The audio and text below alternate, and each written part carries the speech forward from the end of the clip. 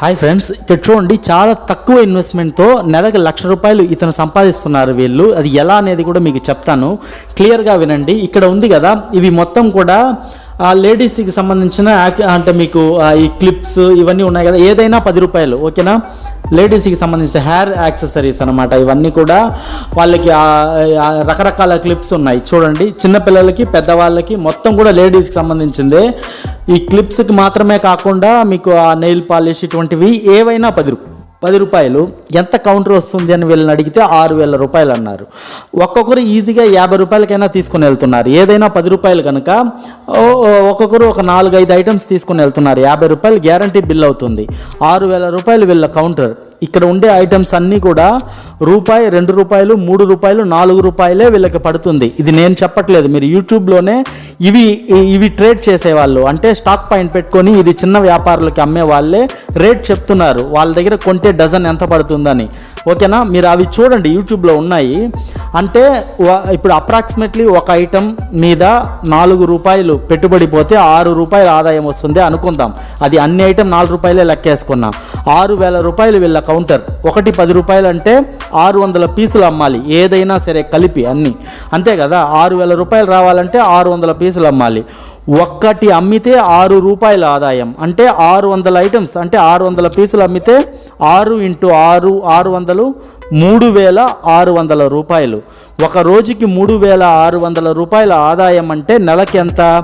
₹1,00,000 దాటుతుంది అన్నమాట. సో చాలా సింపుల్గా చూడండి, ఇది షాప్ కూడా కాదు, ఓకేనా. అంటే షాప్ పెట్టుకొని షాప్ లోపల దానికి రెంట్ అడ్వాన్స్ కూడా లేదు వీళ్ళు. కాకపోతే ఇది మెయిన్ మార్కెట్ లొకేషన్లో పెట్టుకున్నారు, మంచి జనరద్దీ ప్రాంతంలో. ₹6,000 అంటే ఒకరు ₹50 అంటే ఒక మనిషి ₹50 బిల్ చేస్తున్నారు. లేడీస్ వస్తే ఒక దీంతో ఆగరు కదా, ₹10 కదా, ఒక 5 ఐటమ్స్ తీసుకుంటారు. అంటే ₹6,000 కౌంటర్ రావాలంటే కేవలం వీళ్ళ దగ్గరికి 120 మంది వస్తే సరిపోతుంది. మీలో చాలామంది ₹10 కదా, ₹6,000 అమ్మాలంటే ఎంతమంది రావాలి అని దానికే లెక్క కూడా చెప్పా. ఒక మనిషి ₹50 కొంటే 120 మంది వస్తే ₹6,000 కౌంటర్ వచ్చేస్తుంది. కేవలం 120 మంది. ఈ బిజినెస్ వీళ్ళకి ఈవినింగే ఉంటుంది.